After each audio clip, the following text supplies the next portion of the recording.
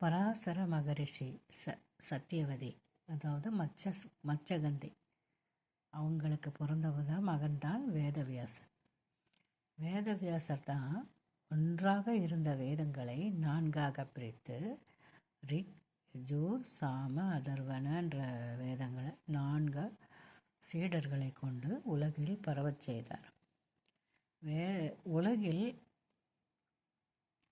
வேதங்களை கடைப்பிடிக்க முடியாத பெண்களுக்காகவும் பாமரர்களுக்காகவும் வேத தர்மத்தின் உண்மை அறிவை அடைய வழி செய்ய வேண்டும் என்பதற்காக மகாபாரதம் என்ற இதிகாசத்தையும் 18 புராணங்களையும் வேதவியாசர் இயற்றினார்.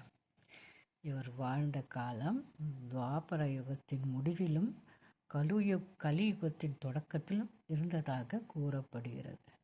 இப்போது வேதவியாசரை பற்றி இன்றைக்கி நம்ம சின்ன விஷயம் தெரிஞ்சுக்கிட்டோம். வாழ்க வளமுடன்.